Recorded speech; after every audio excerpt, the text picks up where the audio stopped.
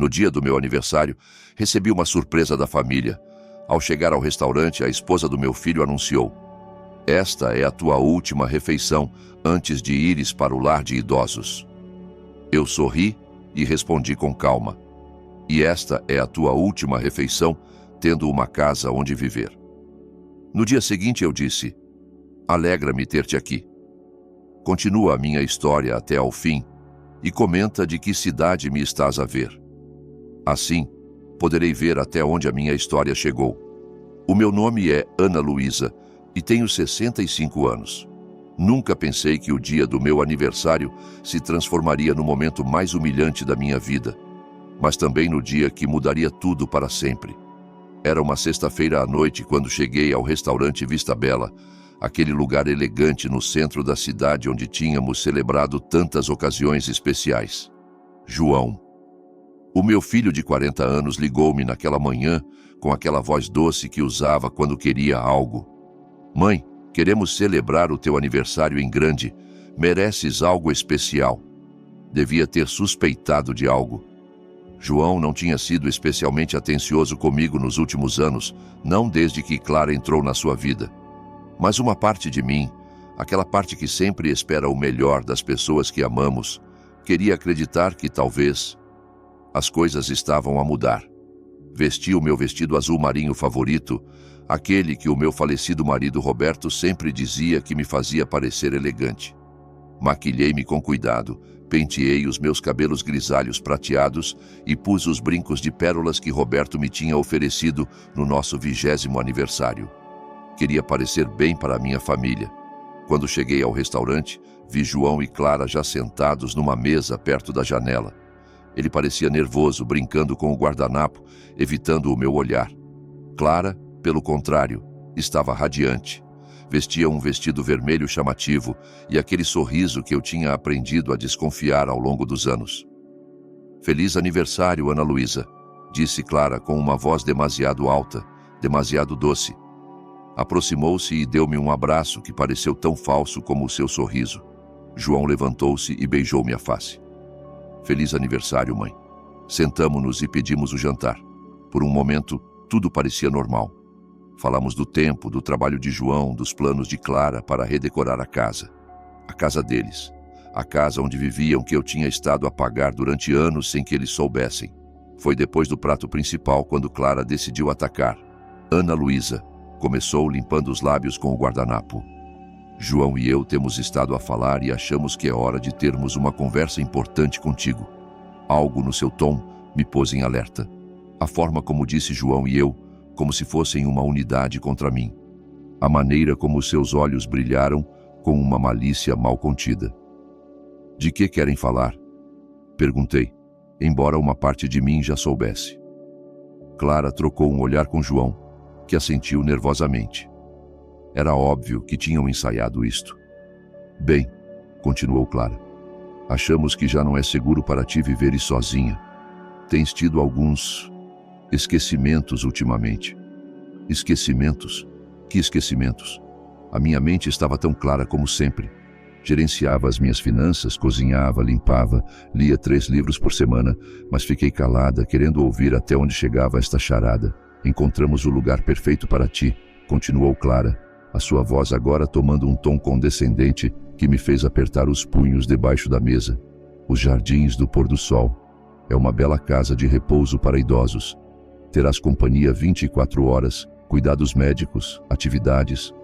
Um lar de idosos", disse em voz baixa.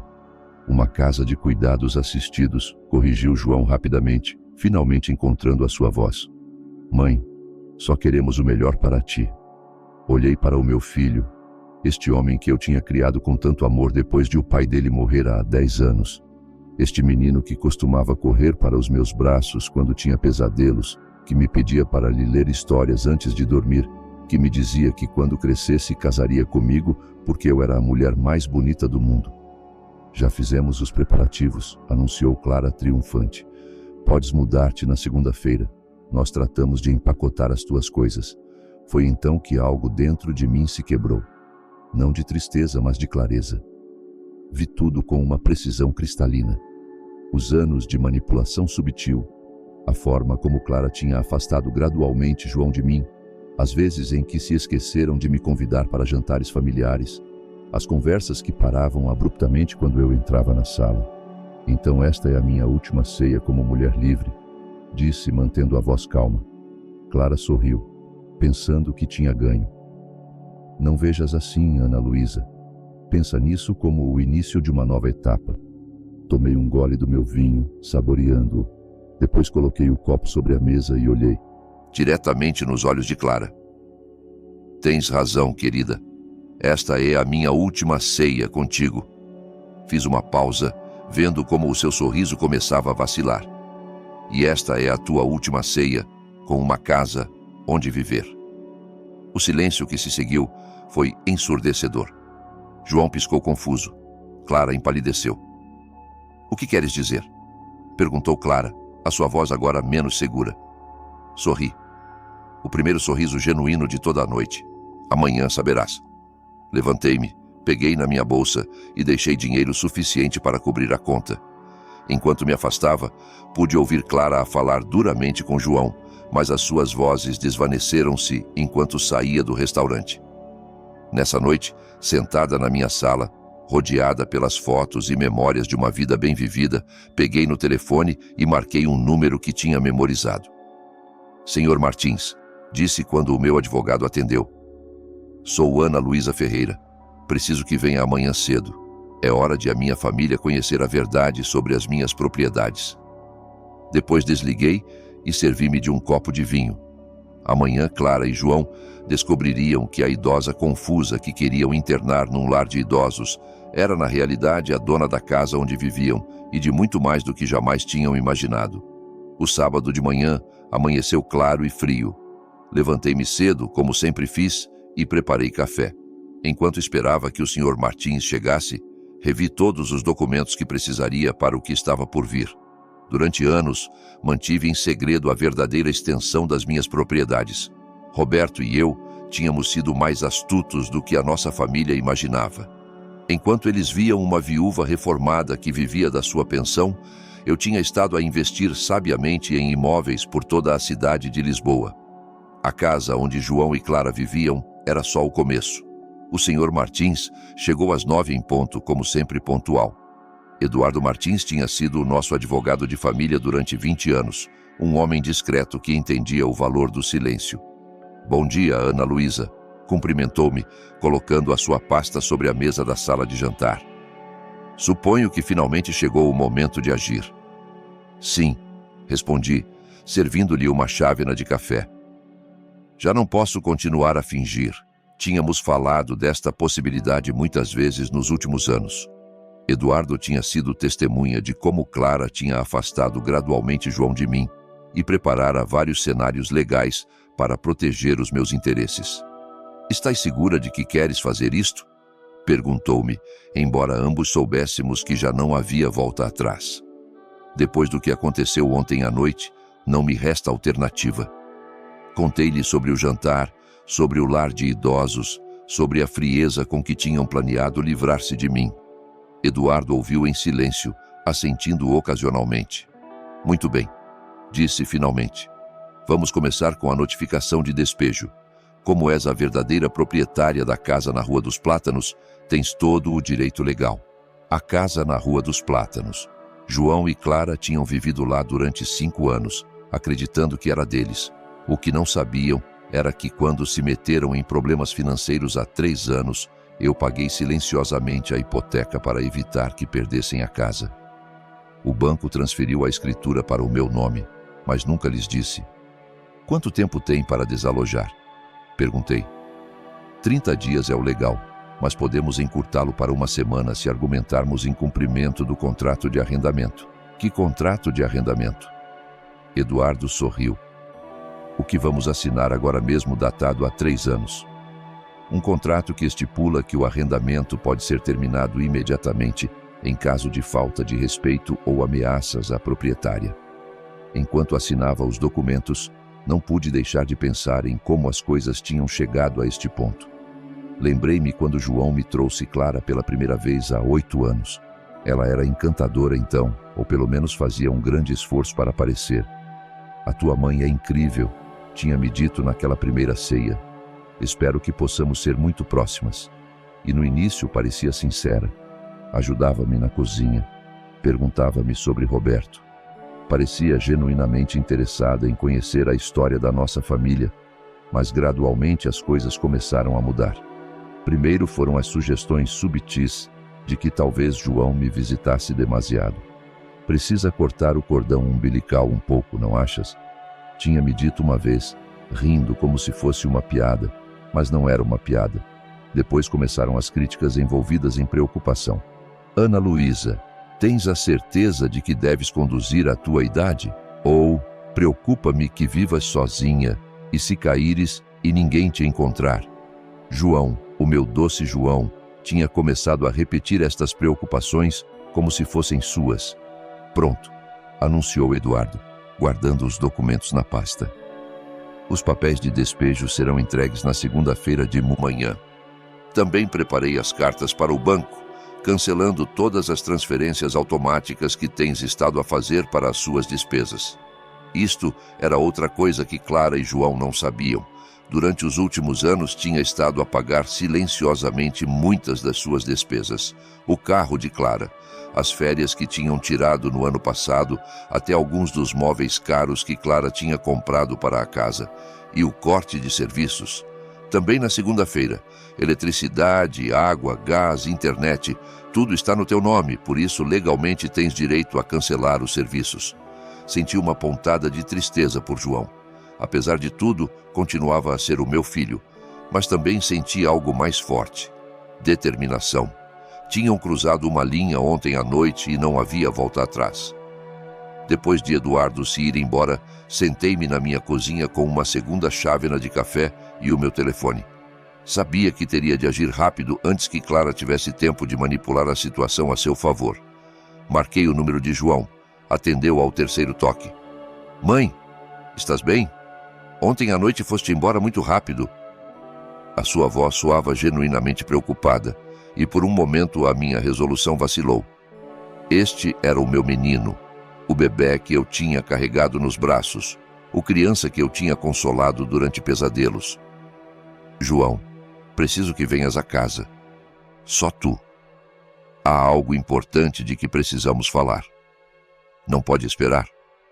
Clara e eu íamos ver casas para ti perto do lar de idosos, digo, perto dos jardins do pôr-do-sol.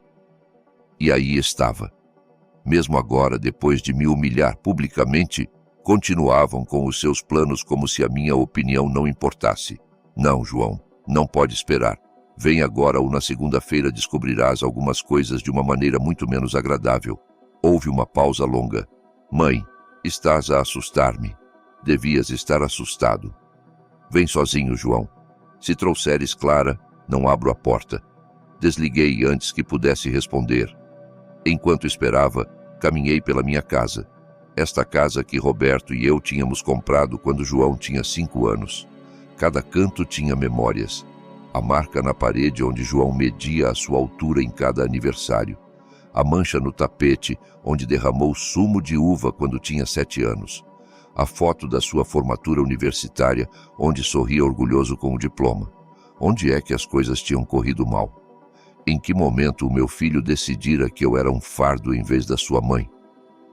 A campainha tocou exatamente 45 minutos depois. Abri a porta e vi João parado ali, nervoso e confuso. Olá, mãe.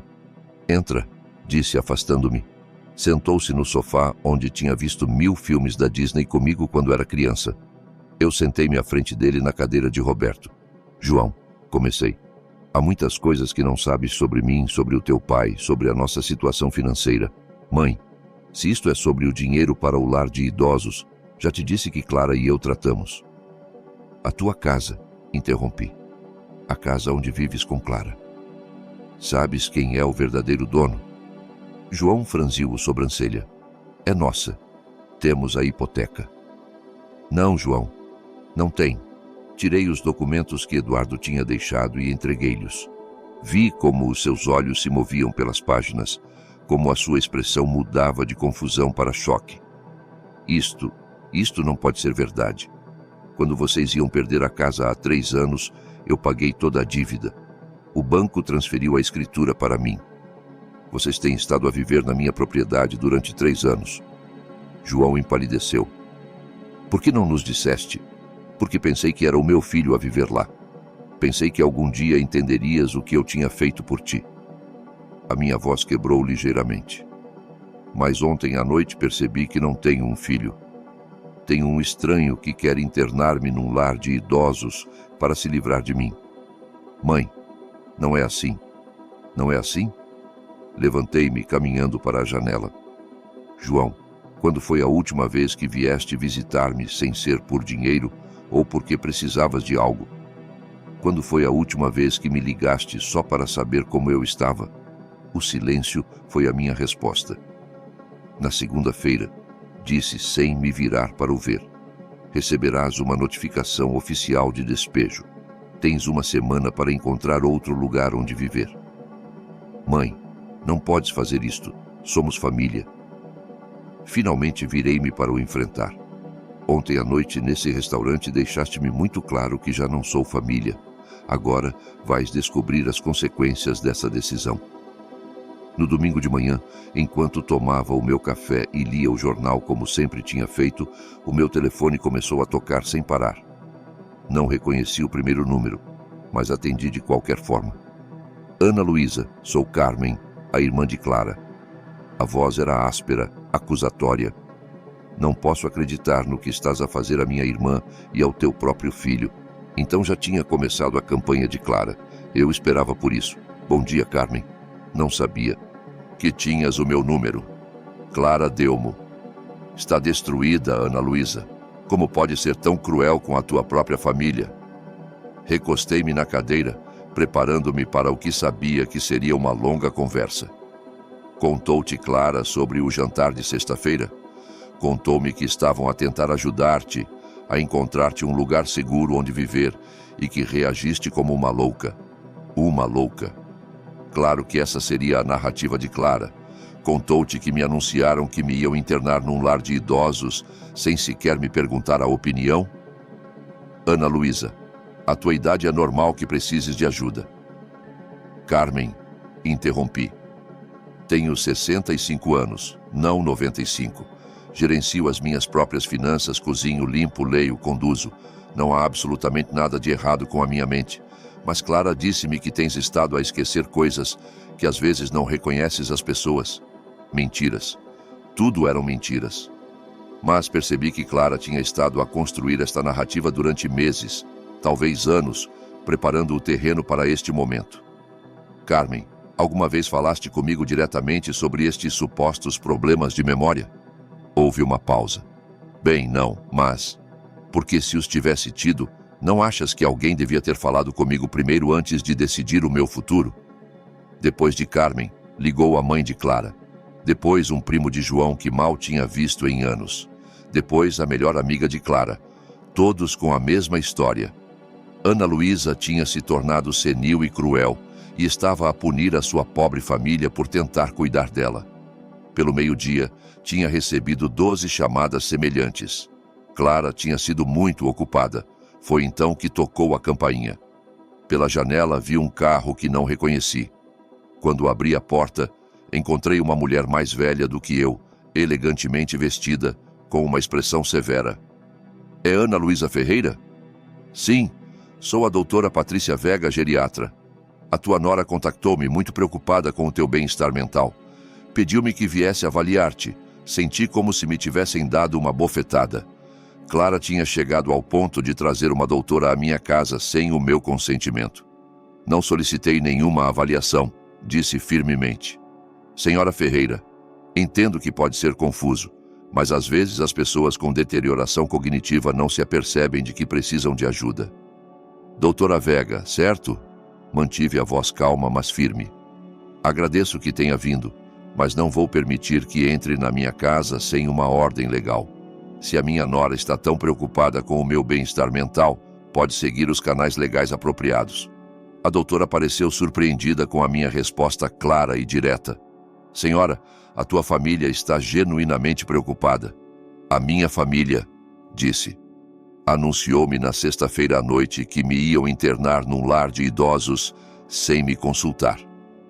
Isso não soa a genuína preocupação, soa a manipulação. Depois de a doutora se ir embora, sentei-me na minha cozinha a tremer. Não de medo, mas de raiva. Clara não ia parar. Estava disposta a fazer com que me declarassem mentalmente incompetente para se safar. Liguei imediatamente para Eduardo. Ana Luísa, o que se passa? Contei-lhe sobre as chamadas, sobre a doutora, sobre toda a campanha de desacreditação que Clara tinha orquestrado. Isto é mais sério do que pensei, disse Eduardo.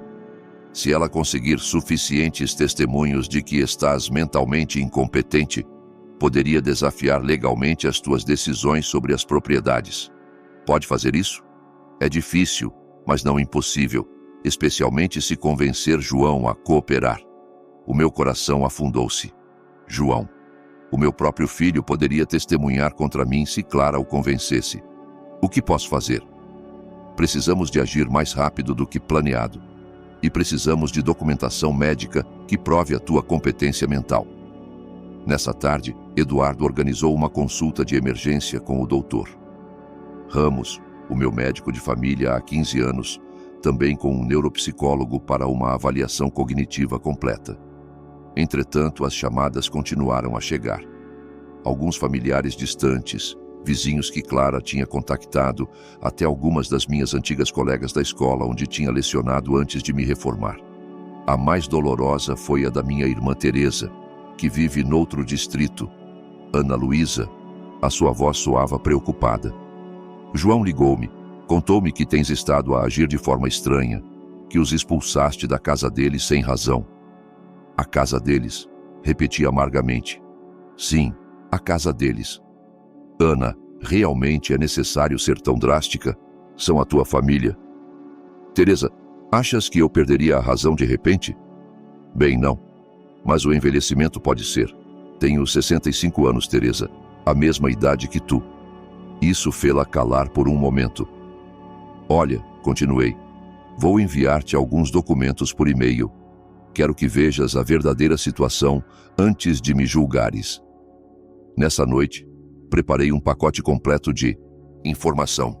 Cópias das escrituras das propriedades, extratos bancários, o histórico de pagamentos que tinha feito por João e Clara, até gravações de áudio que tinha feito secretamente durante algumas das nossas conversas recentes, onde Clara tinha sido particularmente cruel. Enviei-o não só para Teresa, mas para vários familiares-chave. Queria que vissem as provas antes que Clara pudesse envenenar completamente as suas mentes. A segunda-feira de manhã chegou ainda mais cedo do que esperado. Às 7 da manhã o meu telefone tocou. Era João e soava frenético.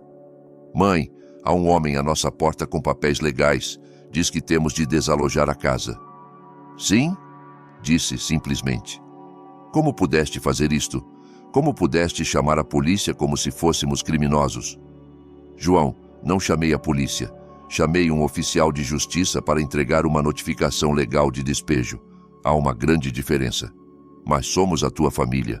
Ontem à noite a tua esposa trouxe uma doutora à minha casa sem o meu permisso para me declarar mentalmente incompetente. Isso também era porque somos família? Silêncio. João, continuei.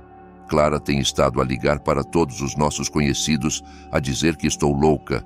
Tem estado a construir um caso para me tirar o controle das minhas próprias decisões. Sabias disso? Mais silêncio. Mãe, finalmente disse, a sua voz mais pequena. Clara diz que só quer proteger-te. De quem me está a proteger, João? De mim mesma? Ela diz que poderias magoar-te a viver sozinha, que poderias ser vítima de burlões. João, ouve-te a ti mesmo. Estás a repetir as palavras da tua esposa como um papagaio. Quando foi a última vez que tiveste um pensamento próprio sobre a tua mãe? A linha ficou em silêncio por tanto tempo que pensei que tinha desligado. Não sei, murmurou finalmente. Essa é a resposta mais honesta que deste em anos. Depois de desligar, fiquei sentada na minha cozinha, olhando pela janela para o jardim que Roberto e eu tínhamos plantado juntos. Sentia-me mais sozinha do que me tinha sentido desde que ele morreu. mas também sentia algo que não sentia há anos. Livre. Livre de fingir que tudo estava bem. Livre de fingir que Clara me importava. Livre de andar em bicos de pés, à volta dos sentimentos de João. O telefone tocou de novo. Desta vez era Eduardo. Ana Luísa, tenho novidades. João acabou de ligar para o meu escritório. Quer reunir-se comigo esta tarde. Para quê? Não disse, mas posso imaginar. Provavelmente Clara está a pressioná-lo para desafiar legalmente o despejo. Endireitei-me na cadeira. Pode fazer isso? Pode tentar, mas tenho algumas surpresas para ele se decidir ir por esse caminho. Que tipo de surpresas?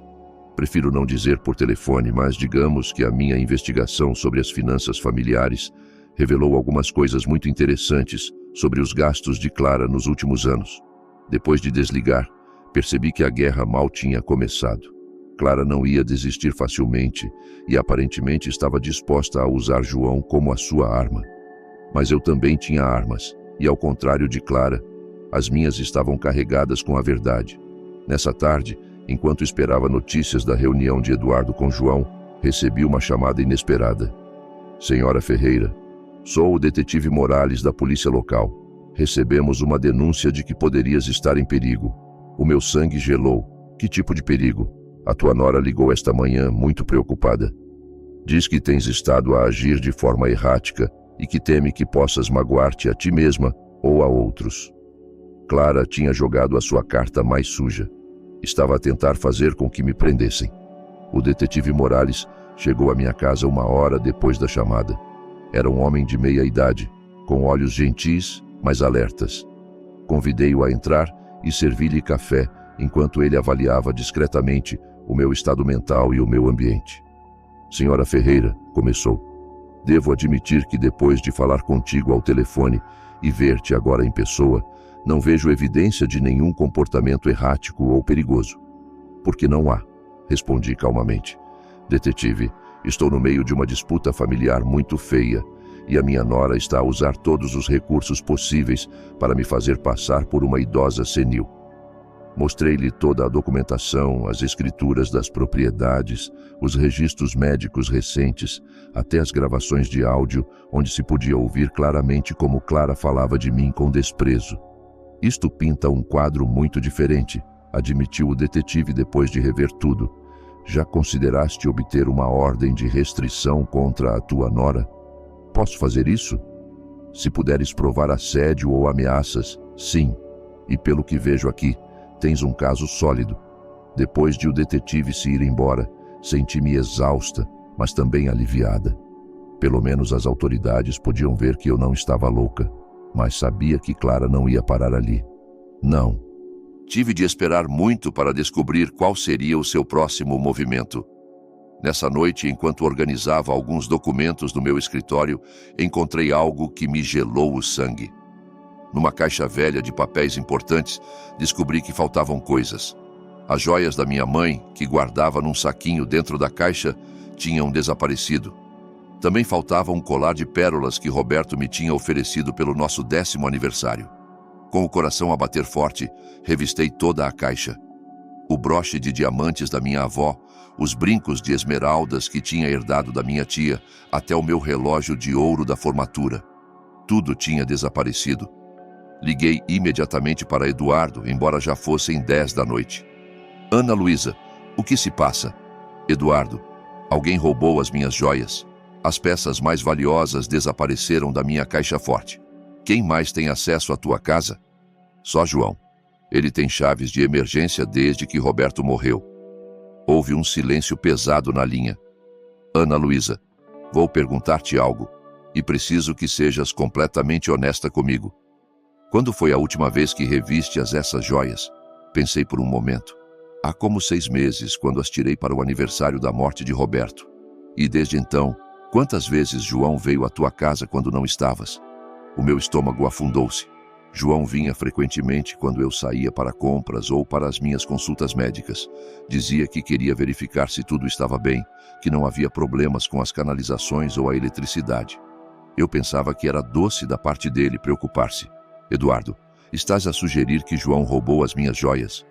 Estou a sugerir que amanhã cedo vamos a todas as casas de penhores da cidade com fotografias dessas peças.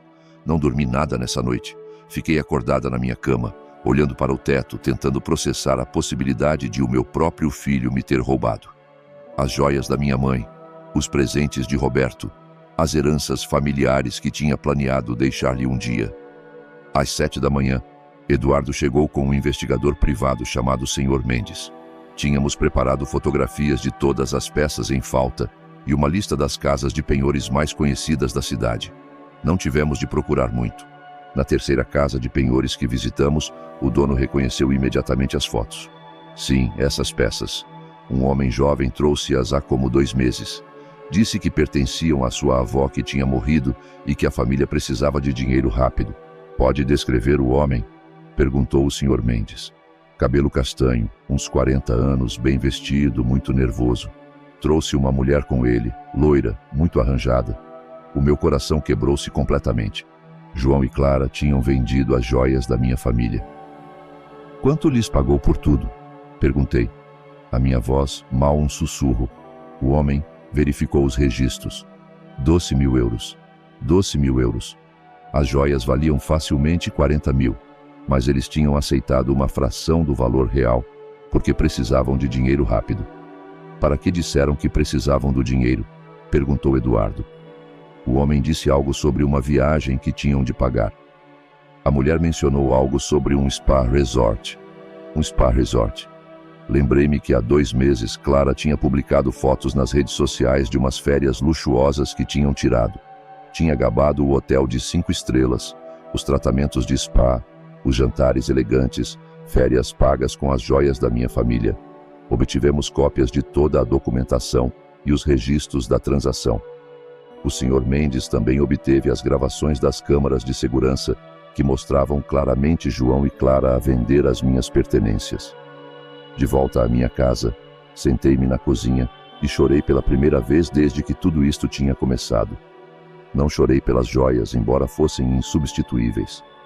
Chorei pelo meu filho, pelo homem em que se tinha tornado, pela realização de que já não restava nada do menino doce que eu tinha criado.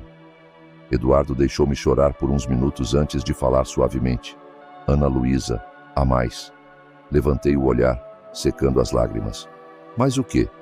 O Sr. Mendes fez algumas investigações adicionais sobre as finanças de João e Clara. Encontrou algumas coisas preocupantes. Entregou-me uma pasta cheia de documentos, extratos de conta, registros de cartões de crédito, relatórios de crédito. Tem dívidas de mais de 80.000 euros, continuou Eduardo. Principalmente cartões de crédito e um empréstimo pessoal que João contraiu há 6 meses. 80.000 euros? Em que gastaram tanto dinheiro? Roupa de designer, joias para Clara, o carro que ela conduz, renovações caras à casa, férias. Tem estado a viver muito acima das suas possibilidades. Revisei os documentos, vendo carga após carga de luxos desnecessários. Milhares de euros em roupa, milhares mais em restaurantes caros, faturas de cartões de crédito que me faziam doer a cabeça. E há algo mais, disse Eduardo em voz baixa. João tem estado a tirar dinheiro da tua conta corrente sem o teu conhecimento. O quê? Como ele é o beneficiário designado em caso da tua morte, o banco deu-lhe acesso de emergência à conta há 1 ano quando estavas hospitalizada com essa pneumonia. Nunca o revogaram. Fiquei sem fôlego. Quanto tirou? Perto de 25.000 euros nos últimos 10 meses. Pequenas quantias de cada vez, provavelmente esperando que não te apercebesses. Levantei-me e caminhei para a janela, tentando processar esta traição. O meu filho não só tinha roubado as minhas joias familiares, como também tinha estado a roubar dinheiro diretamente da minha conta bancária. Eduardo, disse finalmente. Quero apresentar queixa por roubo. Ana Luísa, tens a certeza? Uma vez que faças isto, não há volta atrás. João poderia ir para a prisão. Virei-me para o olhar. O meu filho já não existe. O homem que vendeu as joias da avó por umas férias de luxo não é o menino que criei. Nessa tarde, enquanto Eduardo preparava os documentos legais, recebi uma chamada de Teresa, a minha irmã. Ana Luísa, recebi os documentos que me enviaste. Não posso acreditar no que tenho lido. Agora crês em mim? Ai, irmã, lamento tanto. Não tinha ideia de que as coisas fossem tão más. Contei-lhe sobre as joias roubadas e o dinheiro que tinham tirado da minha conta. Meu Deus, murmurou. Ana, tens de fazer algo. Isto não pode continuar. Já estou a fazer algo. Amanhã apresento queixa criminal contra João. Contra o teu próprio filho? Teresa, o meu filho morreu há muito tempo. O que resta é um estranho que me vê como uma fonte de dinheiro. Nessa noite, João ligou. A sua voz soava diferente, mais desesperada. Mãe, precisamos falar. Acho que já falamos o suficiente. Por favor, mãe. Há coisas que não entendes. Clara diz que ela pode explicar tudo. João, encontrei as joias. Silêncio total na linha. Bem, não as encontrei exatamente. Encontrei onde as venderam. Tenho as gravações de segurança, os recibos, tudo. Mãe, posso explicar. O que podes explicar? Como roubaste as joias da tua avó para pagar umas férias? Como tens estado a tirar dinheiro da minha conta bancária durante quase um ano? Como sabias do dinheiro? A sua voz era mal um sussurro. Porque, ao contrário do que tu e a tua esposa pensam, não sou uma idosa senil. Sou uma mulher de 65 anos com todas as minhas faculdades mentais intactas e apercebo-me quando me roubam. Mãe, por favor, podemos devolver-te tudo. Só precisamos de tempo. João, amanhã apresento queixa criminal contra ti por roubo. Sugiro que arranjes um advogado. Desliguei o telefone e fiquei sentada no silêncio da minha cozinha. Em menos de uma semana, tinha perdido completamente o meu filho. Mas pela primeira vez em anos, sentia-me como se estivesse a recuperar a minha dignidade.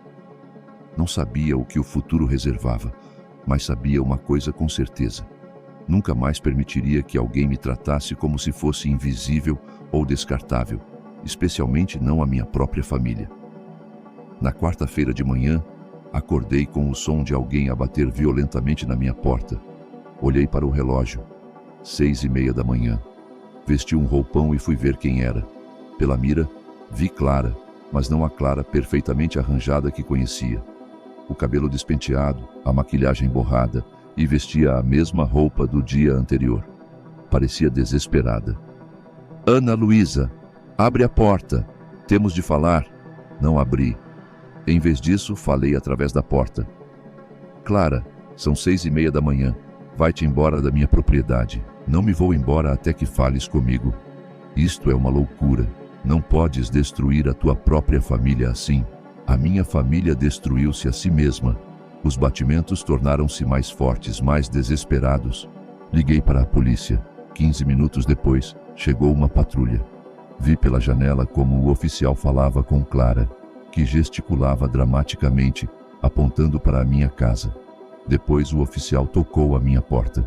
Bom dia, senhora Ferreira. Sou o oficial Rodrigues. A senhora aqui presente diz que é a tua nora e que precisa falar contigo urgentemente sobre uma emergência familiar.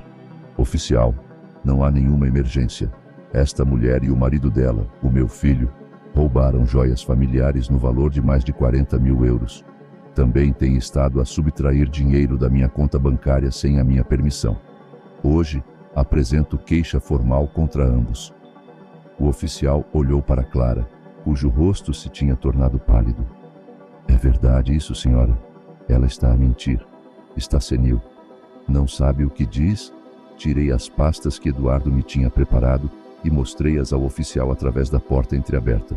Oficial, aqui tem toda a documentação. As gravações de segurança da casa de penhores, os recibos de venda, os registros bancários que mostram as subtrações não autorizadas. O oficial revistou os documentos por vários minutos. A sua expressão tornou-se cada vez mais séria. Senhora, disse a Clara, preciso que se retire desta propriedade imediatamente. Se não o fizer, prendo-a por invasão. Isto é ridículo. Ela é a minha sogra. Somos família. Senhora, a família não é uma desculpa para roubo. Tem 5 minutos para se ir embora, antes de chamar reforços. Depois de Clara se ir embora, o oficial perguntou-me se queria apresentar queixa adicional por assédio. Aceitei. 2 horas depois, Eduardo e eu estávamos na esquadra a apresentar toda a documentação formal. O detetive atribuído ao caso, o detetive Silva, revistou meticulosamente toda a evidência. Senhora Ferreira, este é um caso muito sólido. As gravações de vídeo são particularmente convincentes. O que acontece agora? Emitiremos mandados de prisão tanto para João como para Clara Ferreira. Provavelmente serão presos antes do final do dia. Enquanto saíamos da esquadra, Eduardo pôs uma mão no meu ombro. Ana Luísa, tens a certeza de que queres prosseguir com isto? Eduardo, há uma semana diria que não, mas já não reconheço o homem em que o meu filho se tornou. O João que conhecia nunca teria roubado as joias da avó para pagar umas férias. Nessa tarde, recebi 3 chamadas que mudaram tudo. A primeira foi do detetive Silva. Senhora Ferreira, prendemos João Ferreira esta manhã no trabalho dele. Cooperou completamente e confessou tudo. Diz que quer falar contigo. E Clara, ainda não a encontramos. Aparentemente abandonou a casa esta manhã e ninguém sabe onde está. A segunda chamada foi de Teresa. Ana Luísa, João ligou-me da prisão. Está destruído. Diz que quer falar contigo, que há coisas que precisas saber sobre Clara. Que tipo de coisas? Não quis dizer-me por telefone, mas diz que Clara o ameaçou, que se não fizesse o que ela queria, o deixaria e levaria tudo. A terceira chamada foi a mais chocante. Era de Carmen, a irmã de Clara. Ana Luísa, preciso dizer-te algo sobre a minha irmã. Carmen, não tenho vontade de ouvir mais mentiras. Não, ouve-me. Clara ligou-me esta manhã, histérica. Confessou-me tudo. O roubo das joias, o dinheiro da tua conta, tudo. Sentei-me pesadamente na cadeira. Ana Luísa, a minha irmã é viciada em jogo. Tem estado a apostar online durante anos. As dívidas que tem não são só por luxos, são principalmente dívidas de jogo. Senti como se me tivessem dado um murro no estômago. João sabia? No início, não. Clara dizia-lhe que o dinheiro era para outras coisas. Mas quando ele descobriu a verdade há uns meses, ela ameaçou-o com deixá-lo e dizer a todos que ele a tinha estado a abusar fisicamente. Isso é verdade? Não. João nunca lhe poria uma mão em cima. Mas Clara é muito convincente e ele tinha medo que as pessoas acreditassem nela. Depois de desligar, fiquei sentada na minha sala, tentando processar toda esta informação. O meu filho tinha sido manipulado e chantageado, mas isso não desculpava o roubo. Tinha tomado decisões, más decisões, e agora tinha de enfrentar as consequências. Nessa noite, decidi visitar João na prisão. A prisão do distrito era um lugar frio e deprimente. João parecia terrível quando o trouxeram para a sala de visitas. Tinha olheiras profundas, tinha perdido peso, e a roupa parecia demasiado grande para ele. Sentamo-nos um em frente ao outro, separados por uma mesa de metal. Por vários minutos, nenhum de nós falou. Mãe, disse finalmente a voz quebrada, lamento muito. João, diz-me a verdade. Toda a verdade. E então desmoronou-se. Contou-me tudo, sobre as dívidas de jogo de Clara, sobre como ela tinha começado a apostar pequenas quantias online e escalado até perder milhares de euros por semana. Contou-me sobre as ameaças, sobre como ela o tinha convencido de que, se não a ajudasse, o deixaria na ruína e destruiria a sua reputação. Mas, mãe, nunca quis roubar-te. Cada vez que tirava algo, dizia a mim mesmo que te devolveria, que encontraria uma maneira de o substituir antes de te aperceberes. João, tiraste as joias da tua avó, as joias que iam ser para os teus filhos um dia. Eu sei. As lágrimas começaram a cair pela sua cara. Eu sei e odeio-me por isso. E o dinheiro da minha conta bancária? Clara dizia que era só um empréstimo, que quando ela ganhasse em grande nos devolveria tudo e mais. Olhei-o nos olhos, procurando algum rastro do menino que tinha criado. João, em algum momento durante tudo isto pensaste em vir falar comigo? Quis fazê-lo 1000 vezes, mas Clara dizia que nos julgarias, que nos cortarias completamente se soubesses dos problemas dela. Então, em vez disso, decidiram cortar-me a mim primeiro. João baixou a cabeça. O do lar de idosos. Isso foi ideia de Clara. Disse que se estivesses numa casa de repouso, podíamos vender a tua casa para pagar as dívidas. quê? Estarias melhor cuidada e nós poderíamos ter um novo começo. E tu concordaste com isso? Não no início, mas Clara continuou a insistir, dizendo que era o melhor para todos. E eu? A sua voz quebrou-se. Eu era tão fraco que a deixei convencer-me. Ficamos em silêncio por um longo tempo. Finalmente, João ergueu o olhar. Mãe, podes perdoar-me alguma vez? A pergunta que eu temia. Olhei para o meu filho, este homem de 40 anos que tinha tomado decisões tão terríveis, e tentei encontrar uma resposta. João, amo-te. Sempre te vou amar porque és o meu filho, mas o homem sentado à minha frente não é o homem que criei. Não sei se posso perdoar o que fizeste. Mas mais importante, não sei se tu podes perdoar-te a ti mesmo. Vais retirar as queixas? Não. João assentiu lentamente. Entendo. Mereço-o. João, isto não é sobre o que mereces ou não mereces. É sobre consequências. Tomaste decisões, e agora tens de enfrentar o que vem depois. Levantei-me para me ir embora. Mãe, chamou. Podes fazer algo por mim? Parei. O quê? Quando encontrarem Clara, podes assegurar-te de que ela recebe ajuda? Sei que o que fizemos esteve mal, mas ela realmente tem um problema. Precisa de tratamento. Olhei para o meu filho pela última vez. Apesar de tudo o que tinha passado, ainda se preocupava com a mulher que tinha destruído a sua vida e a minha. João, tu não és responsável por arranjar Clara. Só és responsável por te arranjares a ti mesmo. Saí da prisão sentindo-me estranhamente vazia. Tinha obtido as respostas que precisava, mas não me sentia melhor. Se acaso, sentia-me pior sabendo que o meu filho tinha sido tanto vítima como perpetrador. Mas também me sentia algo mais, determinada. João teria de encontrar o seu próprio caminho para a redenção. Eu já tinha feito o suficiente por ele.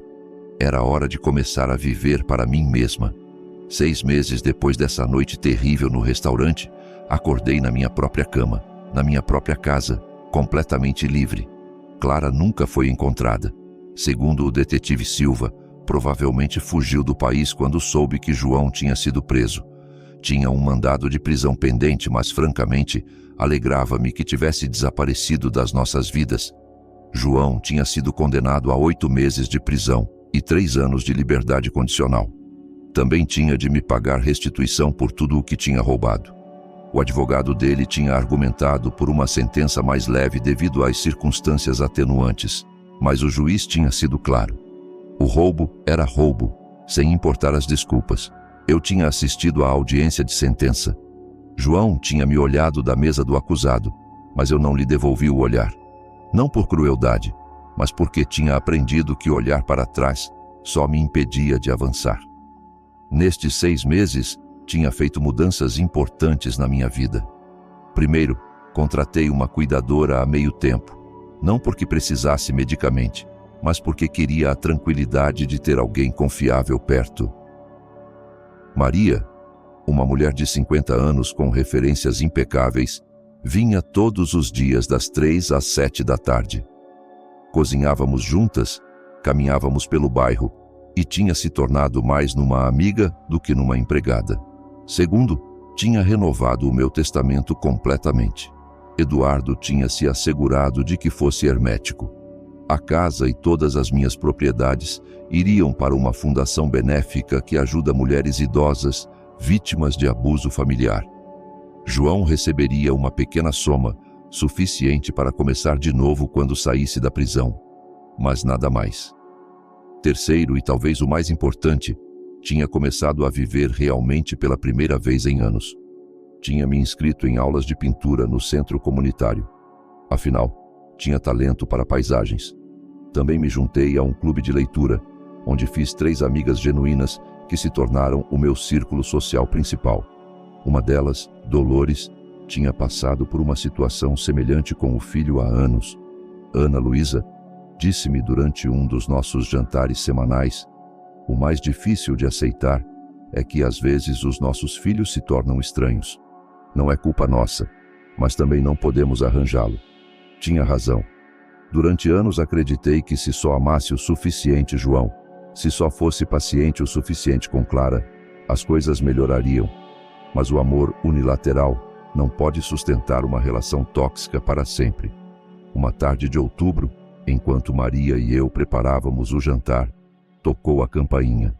Pela mira, vi uma mulher jovem que não reconheci. Senhora Ferreira, sou Laura Morales, assistente social do Centro Correccional. Poderia falar contigo sobre João? Deixei-a entrar, curiosa, mas cautelosa. Senhora Ferreira, João tem estado no nosso programa de reabilitação nos últimos 4 meses. Tem feito um progresso excepcional. Alegra-me ouvir isso. Ele quer escrever-te uma carta, mas precisa da tua permissão para enviar. Correspondência. Estarias disposta a recebê-la? Pensei por um momento. Sobre o que falaria a carta, principalmente de desculpas e dos mudanças que fez. Também tem estado a assistir a jogadores anônimos para entender melhor o que aconteceu com Clara. Ele também tinha problemas de jogo. Não diretamente, mas aprendeu padrões de comportamento codependente que o levaram a habilitar o vício da esposa. Decidi permitir a carta. Chegou 1 semana depois. Era longa, 5 páginas de letra cuidadosa, e pude ver que João tinha posto muito pensamento em cada palavra. Querida mãe, sei que não tenho direito a pedir-te perdão depois do que fiz.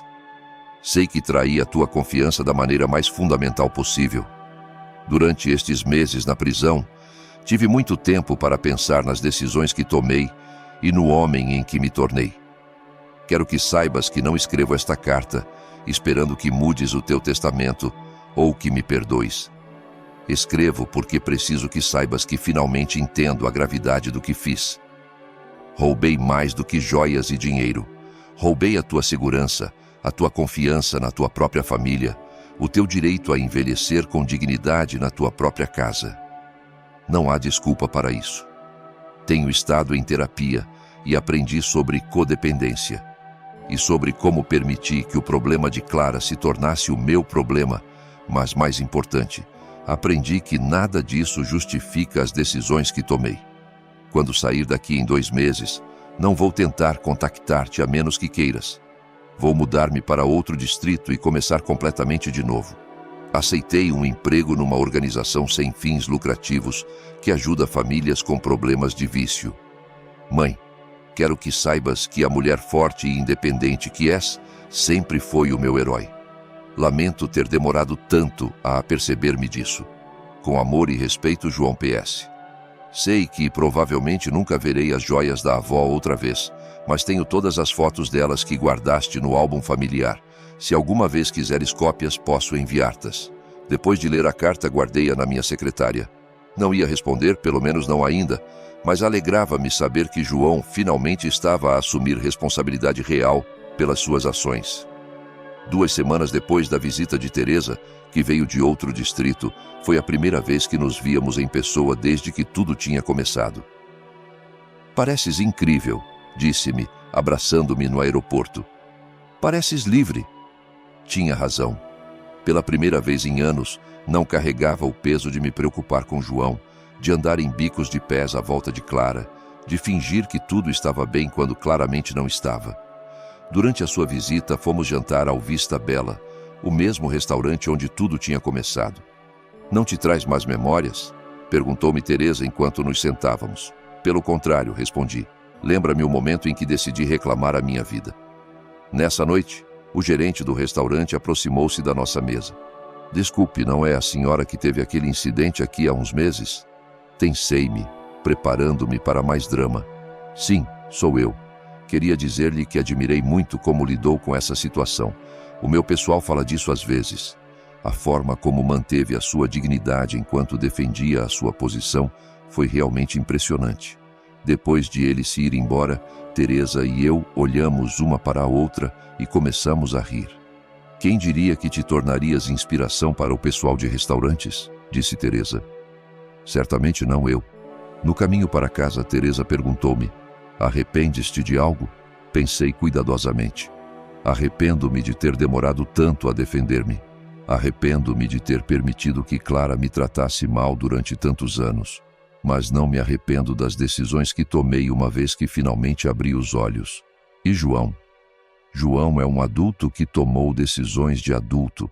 As consequências dessas decisões não são da minha responsabilidade. Um mês depois da visita de Teresa, estava no meu jardim a plantar bulbos para a primavera quando Maria saiu da casa. Ana Luísa, há um homem jovem à porta que diz ser o teu neto. O meu coração parou. Não tinha netos. João e Clara nunca tinham tido filhos. Fui à porta e encontrei um jovem de uns 20 anos, com olhos familiares. Senhora Ferreira, sou David Ferreira, sou filho de João. O mundo balançou à minha volta. O quê? João é o meu pai. Nunca soube de ti até há pouco. A minha mãe e ele separaram-se quando eu era bebé, antes de ele conhecer Clara. Encontrou-me nas redes sociais há uns meses e contou-me tudo o que aconteceu. Fiquei sem palavras olhando para este jovem que tinha os mesmos olhos de João quando era criança. Posso entrar? Há muito de que gostaria de falar contigo. E assim, num giro que nunca teria imaginado, descobri que tinha um neto. Um jovem trabalhador, estudante universitário, que tinha crescido completamente alheio a todo o drama da nossa família. David tornou-se uma visita regular. Era inteligente, respeitoso e tinha uma perspectiva fresca sobre toda a situação. Não desculpava as ações do pai, mas também não o condenava completamente. Avó, disse-me uma tarde enquanto tomávamos chá no meu jardim. Acho que o pai finalmente está a aprender quem quer ser realmente. E tu, o que pensas de tudo isto? Penso que fizeste o que tinhas de fazer. E penso que talvez com o tempo a nossa família possa encontrar uma forma de curar. Não sabia se tinha razão ou não, mas pela primeira vez em muito tempo tinha esperança. Ao ano dessa ceia desastrosa, estava a viver a vida mais plena que tinha tido em décadas. Tinha amigos genuínos, novas paixões, uma relação crescente com um neto que não sabia que existia e a paz de espírito que vem de saber que já não permitiria que ninguém me faltasse ao respeito. João tinha saído da prisão e mudado-se para outro distrito, como tinha prometido. Enviava-me um postal todos os meses, só para que soubesse que estava bem, mas não tentava estabelecer uma relação mais profunda. Respeitava os meus limites, e isso era um começo. Clara continuava desaparecida e, francamente, esperava que permanecesse assim. Uma noite, enquanto lia na minha sala, olhei para a foto de Roberto na mesa ao meu lado. Acho que finalmente aprendi o que me estavas a tentar ensinar todos esses anos, disse a sua imagem sorridente. Que mereço ser tratada com respeito e dignidade, especialmente pela minha própria família. Pela primeira vez desde a sua morte, sentia que realmente estava a viver, não só a existir. O meu nome é Ana Luísa, tenho 66 anos e finalmente sou livre.